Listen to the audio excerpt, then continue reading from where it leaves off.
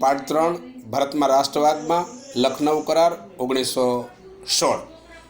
1915 કોંગ્રેસ અને મુસ્લિમ લીગ એક સાથે મુંબઈની અંદર અધિવેશન ભર્યું અને એક વર્ષ પછી કોંગ્રેસ અને મુસ્લિમ લીગે તેમના વાર્ષિક અધિવેશનમાં એક સાથે લખનૌમાં મળ્યા હતા અને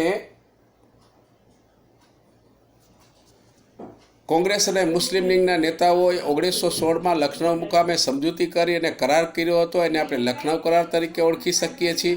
અને આ કરારથી કોંગ્રેસ અને મુસ્લિમ લીગે રાજકીય પક્ષ તરીકે રાષ્ટ્રના હિતને મહત્ત્વ આપી અને સ્વરાજ્ય પ્રાપ્ત કરવાની લડત છે એ શરૂ કરી દીધી હતી। સુભાષચંદ્ર બોઝ અને આઝાદ હિંદ।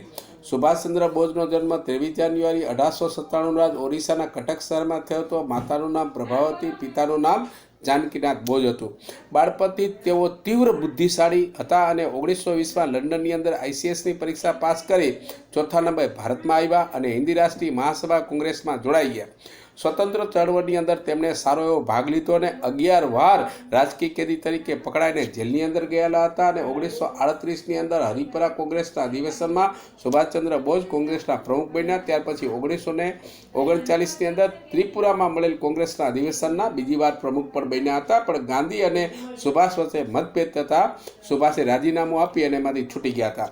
મે 1939માં સુભાષચંદ્ર બોઝે ફોરવર્ડ બ્લોક નામના નવા રાજકીય પક્ષની રચના કરી અને યુરોપના બીજા વિશ્વયુદ્ધ શરૂ થયું। ફોરવર્ડ બ્લોકે યુદ્ધ વિરોધી પ્રચાર કર્યો હતો। સુભાષચંદ્ર બોઝ અને તેમના સાથીદારોને સરકારે જેલમાં પૂર્યા હતા। સુભાષચંદ્ર બોઝ ઉપવાસ પર ઉતર્યા અને તેમની તબિયત બગડી એટલે તેને નજરકેદ રાખવામાં આવેલા હતા। 17મી જાન્યુઆરી 1941ના રોજ મધ્યરાત્રિએ સુભાષચંદ્ર બોઝ વેશ પરિવર્તન કરી અને ત્યાંથી છટકી ગયા અને પેશાવર, કાબુલ અને મોસ્કો થઈ અને બર્લિન ગયા। બર્લિન પહોંચીને રેડિયો સ્ટેશનથી ભારતના લોકોને ભારતમાંથી અંગ્રેજ શાસનને ઉથલાવી નાખવા માટેની હાકલ પણ કરી દીધી હતી।